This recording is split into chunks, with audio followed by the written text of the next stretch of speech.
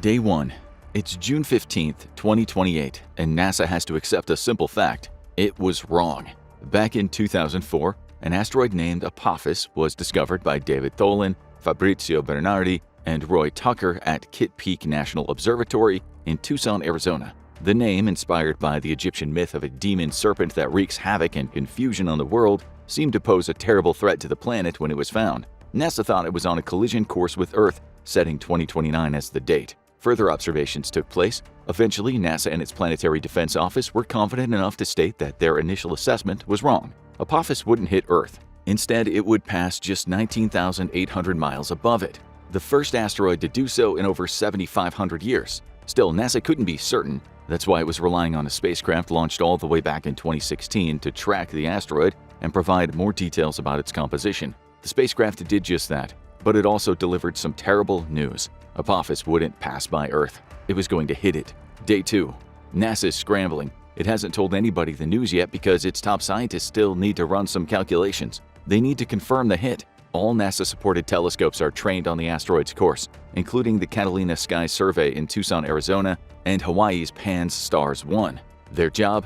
Take as many photos of Apophis as possible to give NASA images with plenty of reference points. These images, taken several minutes apart, show Apophis in motion relative to the stars and galaxies that the telescopes usually capture. Those stars and galaxies are fixed. Their position is the same in all of the images. Using them as markers, it's easy for NASA to track Apophis as it moves beyond them. Scientists work feverishly with the new images. They don't know what happened. They went through the same process back in 2004, and it showed that the asteroid was going to miss. Attention dwindled. It was drawn to other potential spaceborne threats. But now something had changed Apophis's course, and the data confirms NASA's fears. It's going to hit the Earth.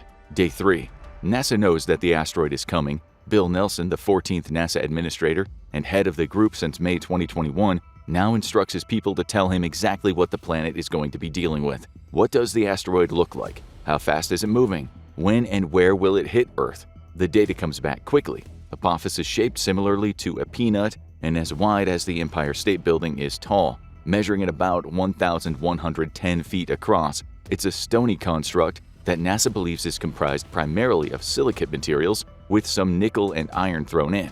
As for when it'll hit, NASA already knows the date, April 13th, 2029. That gives Earth 300 days to prepare for the impact and hopefully divert Apophis. Further calculations reveal an impact location, and it's good and bad news. Apophis isn't going to hit land. It will instead plunge into the Atlantic Ocean at around 45,000 miles per hour, faster than anything ever produced on Earth. Day 4. Armed with this new data, Nelson has only one man to call: the President of the United States. A meeting is set up, including Nelson, the President, and both men's leading advisors. The President asks for details, and Nelson provides them. Apophis is over 1,000 feet wide. It's heading to Earth. It's going to touch down in the Atlantic, 15 miles off the coast of Florida. The President wants to know more. What happens when Apophis hits? First, the good news: Apophis is a large asteroid, but it's not a planet killer. Apophis won't represent an extinction-level event, but it will still be lethal. According to NASA's calculations, the asteroid will strike the Earth with the equivalent force of 1,000 megatons of TNT. That's 19.2 times more than Tsar Bomba, a 57-megaton nuclear bomb that is the largest ever created. That bomb was around 10 times more potent than the combined munitions used during the entirety of World War II. So what you're telling me, the President says, is that this asteroid is going to strike Earth with the power of 192 World War IIs? In a manner of speaking, Nelson replies, you could also look at it as being the equivalent to most of our nuclear arsenal all hitting at once in a single location. But it's not a planet killer. The President takes solace in that until he realizes what Nelson was telling him. Apophis will hit just 15 miles from Florida. That means the President can't rely on the massive waves generated to dissipate before they hit the coast. That water is going to hit land. What happens to Florida? The President asks. Nelson shakes his head before continuing. Apophis landing in the ocean will trigger tsunamis measuring hundreds of meters high. Florida will be devastated. Any coastal cities caught in those tsunamis will be wiped out entirely. But even more worrying for Earth is that the impact will release enormous amounts of water vapor in the air, potentially having a massive impact on the planet's climate. We'll worry about that later, the President says. For now, we need to come up with a plan.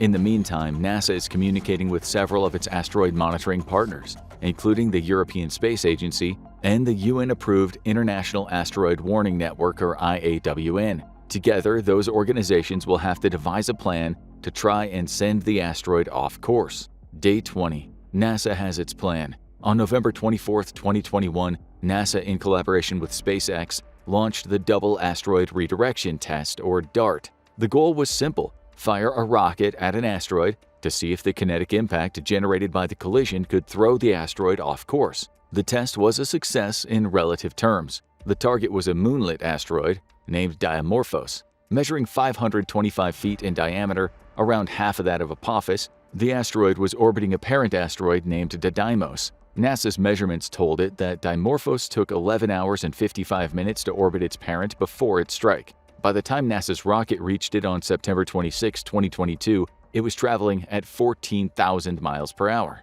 The rocket struck successfully, and NASA's measurements showed that it had an impact on Dimorphos. The moonlet's orbit time was reduced to 11 hours and 23 minutes, suggesting that the impact had brought Dimorphos closer to its parent asteroid. An orbital change had been achieved, but it wasn't the sort of orbital change that NASA wanted to see in the context of a potential Earth-striking event. The goal is to send Apophis farther away, not bring it closer. Still, NASA had no other options. It's not even sure DART will work to change Apophis' trajectory at all. The organization would have preferred to have several years of testing in the bank before trying a DART launch. It has 283 days. Nelson picks up the phone and calls Elon Musk, the owner of SpaceX. Day 25. Musk has been informed of the situation. NASA wants to use one of his Falcon Heavy rockets to strike an asteroid that's on a collision course with Earth. He's managed to resist the urge to spread the news on X at NASA's insistence, and he's given the okay for the rocket to be launched. Why did NASA want Falcon Heavy? Musk's rocket is capable of generating a staggering 5 million pounds of thrust at liftoff and is one of Earth's most powerful rockets. It can weigh up to 64 metric tons, giving it the weight needed to significantly impact Apophis. It's capable of hitting Apophis at over 10,000 miles per hour. The good news for NASA is that Musk has one of his rockets ready to go. It'll take several days to transport the Falcon Heavy to Cape Canaveral and several more to conduct checks and prepare it for launch. After that, all that remains is to launch and hope. Day 40. Launch Day. The good news is that NASA and SpaceX have done this before. In 2020, the two cooperated on the launch of the first Falcon Heavy rocket, so they knew the drill. SpaceX crews have spent the last few days maneuvering the 230-foot-tall rocket onto its launch position at Kennedy Space Center's Pad 39A, the same pad from which SpaceX launched its first Falcon Heavy, and the math has been completed. Apophis is still 284 million miles away from Earth. However, that might seem like a vast distance. Remember that the asteroid is traveling at 45,000 miles per hour. It's making up distance fast, traveling 1,080,000 miles per day, giving Earth about 263 days before the collision. NASA has to calibrate Falcon Heavy's launch trajectory carefully. It's not anywhere near as fast as Apophis, meaning that the organization has to hit the point where the asteroid will be rather than launch it straight at it. With the Falcon Heavy moving at 10,000 miles per hour, it's going to take days after the launch before it hits. Those are days that NASA can ill afford. Every lost day is another million miles closer to Earth, and there's less of a chance of Falcon Heavy diverting its target. And there are going to be a lot of lost days. The classic math puzzle involving two trains traveling toward each other shows precisely how many. With the total distance between Apophis and Earth being 284 million, the speeds of both the asteroid and the Falcon Heavy rocket are added together. 284 million divided by 55,000 miles per hour means it'll take a touch over 5,163 hours for the rocket to meet the asteroid. That's just over 215 days. By that point, Apophis will have traveled around 232 million miles, leaving it just 52 million miles away from Earth. The success of the plan seems unlikely. Even when Falcon Heavy hits, NASA can't know exactly how much of an impact it'll have and whether that impact will be capable of diverting Apophis. But the launch is the only hope. T-minus 10, 9, 8. Nelson, observing the launch from Mission Control, closes his eyes and whispers a silent prayer to himself. Sitting in the Oval Office with a direct link to Mission Control, the president does the same. Even Elon Musk takes a moment to contemplate the implications of his rocket not being up to the task. 7, 6, 5. Mission Control is enveloped in a heavy silence. All it can do now his hope the launch is successful and its calculations are correct. 4, 3, 2, here it comes. Earth's one great hope. 1. Liftoff. Falcon Heavy's 27 Merlin engines roar to life, producing the thrust of 18 Boeing 747 aircraft. The rocket lifts into the sky and flies upward. Mission Control checks every speck of data coming back from the craft. Everything is normal. The rocket keeps going, finally leaving Earth's atmosphere and adjusting its trajectory to put it on course with Apophis. The launch was successful. All NASA, Musk, and SpaceX and the president can do from here is wait to see if it works. But in the meantime, the president has an important job on his hands, telling the US people, and by extension the whole world, that an asteroid is on its way.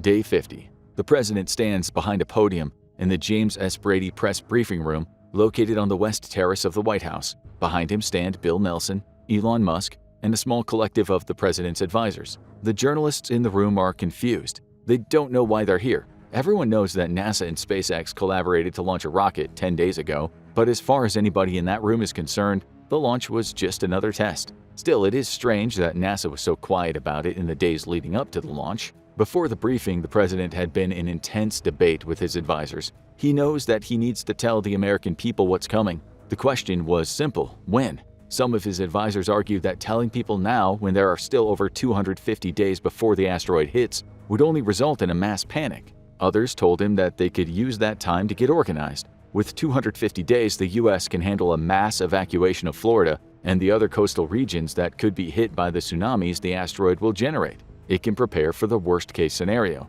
the Falcon Heavy failing to divert Apophis, rather than waiting until there are just 48 days to handle evacuation orders. Besides, it's only a matter of time before the people start to spot Apophis with telescopes, and there's always the chance that one of those people might figure out the asteroid is on a collision course with Earth. It's better to be open now and start organizing relief and evacuation efforts than leave everything to the last minute. The president agrees with the latter group, which is why he finds himself standing in front of a crowded press room, waiting for the initial hustle and bustle to die down. He starts speaking into the microphone. On June 15, 2028, NASA's observations of the Apophis asteroid revealed that its initial calculations, which stated the asteroid would pass by Earth, were incorrect. A hush of anticipation fills the room. Some of the journalists already anticipate what the president is going to say. Looks of silent horror break out over their faces as the press conference continues. Apophis is currently on course to strike Earth on April 13, 2029.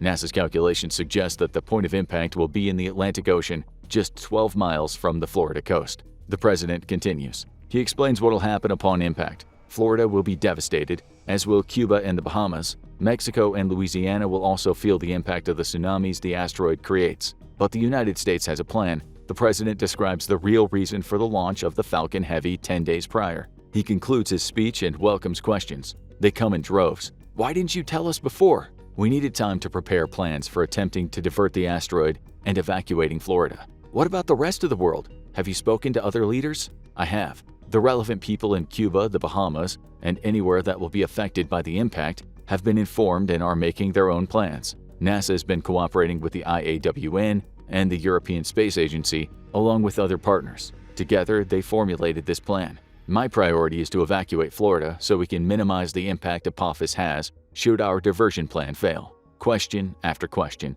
The president's head is spinning, but he makes it through the press conference. By tomorrow, the whole world will know what's coming. Sitting in the Oval Office, he takes a moment to reflect on what just happened. Did he make the right call? Day 51. Killer asteroid to wipe out Florida. The headline is bleak, sensationalist, and repeated by practically every news outlet in the world. Social media is abuzz. The entire world is in panic. But the president is only focused on one thing: developing Florida's evacuation plan. It's something he's been working on since he learned of the asteroid, along with the Federal Emergency Management Agency, or FEMA. He's also been communicating with Florida's governor, who was newly elected in 2026 after Ron DeSantis left office. Together, they've come up with a plan to reveal rolling evacuation orders for Florida's many counties, with the goal being to break the orders down over the next 200 days. Websites will be used, including floridadisaster.org and Alert Florida, to deliver the evacuation orders, with the president also committing to a weekly news conference focused on the evacuation. The first of those conferences happens today. The president relays the plan to the American people, addressing Floridians specifically. He highlights the evacuation is necessary, even with the small hope that the Falcon Heavy mission will succeed. Massive shelters have already been created in Middle America, which can house those leaving Florida if they have nowhere else to go. The plan is in place. All the president can do now is execute the plan, evacuating Florida county by county over the next 200 days while hoping that the people listen. Day 52 to day 252. If only the evacuation plans had gone as smoothly as the president hoped. Panic naturally ensued in the wake of the asteroid announcement, with many Floridians jumping the gun and trying to flee the state before they received official evacuation orders. The first few weeks were chaotic. Traffic lined the highways for miles, with car after car packed with families and everything those families could carry. For the first 3 weeks, the president appeared on television almost daily to reiterate the plan and encourage calm. He pointed out that everybody trying to leave at once was making it impossible to organize relief efforts. Slowly, his message started to get through. After about a month, Floridians realized a plan was in place and started following the instructions they received, well, most of them. The president's tactic of appearing on television and delivering orders directly worked well. However, social media was still a scourge during this time.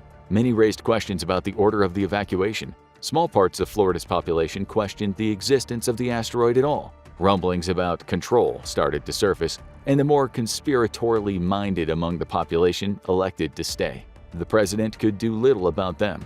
All the while, he'd been handling questions from other world leaders. Indignation about not including them in the SpaceX launch was often high on the agenda, and the president understands these sentiments. But he also notes to every leader he speaks to that the United States is, and always has been, in the best position to deal with the threat. What's more, Apophis is set to touch down on American territory. Yes, the rest of the world will be affected, but it's Florida that will absorb the brunt of the impact, and that had to be his priority. Still, the evacuation went about as well as he could hope. By day 252, Florida is about 95% evacuated. There are still stragglers, people who won't leave because they still don't believe the asteroid is coming, or because they simply don't want to leave home, even if their home is going to be obliterated should the rocket fail. All the president and the rest of the world can do now is wait. In 3 days, Falcon Heavy hits Apophis. Day 255.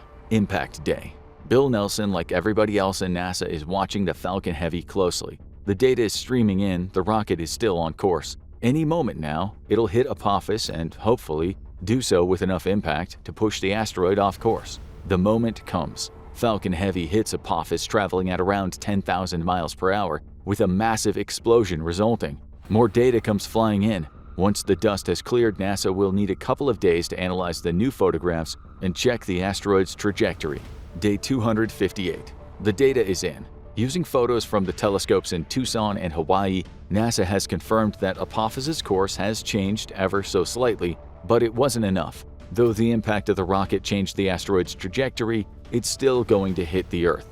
But now, the problem is worse. It's not going to touch down in the Atlantic. It's going to hit Miami. Nelson grabs the phone and calls the president. This new impact will be different than the one they anticipated. When it strikes on land, Apophis will unleash the power of hundreds of nuclear weapons in one go. NASA anticipates the impact will destroy Miami, with that destruction spreading for several hundred miles in all directions. The asteroid will also kick up masses of dust into the atmosphere. That still has the potential to create severe effects on the climate, with global cooling becoming a possibility. Nelson also informs the president of the possibility that the kinetic energy created by the impact could still cause tsunamis, though they would at least move away from the United States. It could also lead to earthquakes, hurricanes, and other potentially devastating weather effects in its aftermath. The president hangs up the phone and immediately calls another press briefing to deliver the news. There's nothing more he can do. Florida simply has to brace for impact, with the president hoping that the measures he's taken are enough and that the immediate impact will be localized to Florida. Day 300. Apophis is clearly visible to the naked eye. Some of the remaining Floridians stand their ground. They still believe NASA is lying to them and they refuse to leave. Others panic, getting on the road and driving as far away as possible. Hopefully they'll get far enough away to survive. Day 303. Apophis strikes. Using Neil.Fund's asteroid launcher simulator, we can anticipate what the impact would look like. Apophis hits Miami at a speed of about 21 kilometers per second, with the impact angle being about 45 degrees. The asteroid creates a crater that's over 1,500 feet deep and 1.3 miles wide. The impact releases more energy than a hurricane can generate over an entire day and creates a tsunami that leaves Florida around 1,000 feet tall. Those massive waves hit the Bahamas and Cuba. The fireball it creates is even more devastating. Measuring 6.8 miles wide, it can set clothes on fire anywhere within 26 miles of impact, with all the trees that are 54 miles away from the impact zone immediately going up in flames. Were it not for the president's evacuation efforts, millions of people would have died in this fireball, with many millions more receiving third or second-degree burns from it. Then comes the shockwave. Anybody who's within about 20 miles of the impact will receive substantial lung damage, with those standing 25 miles or less from the impact zone experiencing ruptured eardrums. Large structures within a 44-mile radius collapse due to the pressure generated by the shockwave. Smaller homes are less sturdy. All within 59 miles are destroyed, with homes outside of that immediate blast zone likely being extremely compromised. It doesn't get much better for them. The impact also generates devastating winds, with all winds within 13 miles of the impact zone being faster than the worst storms in Jupiter. At their peak, the winds will hit 14 kilometers per second, roughly equivalent to 31,300 miles per hour. Anywhere within 38.5 miles of the impact will experience winds that are equivalent to those generated by an F5 tornado or higher. Any trees that somehow survived the fireball will be knocked down, as will any surviving homes that are within 21 miles of the impact. Finally, the asteroid generates an earthquake. Measuring 5.4 on the Richter scale, the earthquake will be felt up to 14 miles from the impact zone. Miami is devastated. Several smaller towns surrounding the city experience the same fate, with the many environmental impacts Apophis generates doing untold damage to structures outside the city. Anybody unfortunate enough to still be in Miami is burnt, torn up by winds, and vaporized before they know what's happening. Day 304 and beyond. It's not safe for rescue teams to enter Florida yet. It won't be for many more days, but the president is still busy organizing relief efforts to be sent in as soon as possible, while NASA analyzes the environmental impact of the strike. Miami is gone. So too are many of the surrounding towns. But the state as a whole isn't destroyed. It'll take years of rebuilding and extensive structural surveys to determine the safety of buildings that weren't destroyed. Miami may never be habitable again, but the world as a whole has survived the Apophis asteroid strike, and now it's much more alert to the possibility of another strike in the future. One thing is for sure, if it hopes to use DART, it'll need to do so with more powerful rockets and with much more time on the clock. And so ends our video on what might happen if a giant asteroid, specifically one that we know will pass close to Earth in a few years, actually hits. The reality is that Apophis is far from the largest asteroid that could strike Earth. Any that are multiple miles wide could be planet-ending. But what do you think?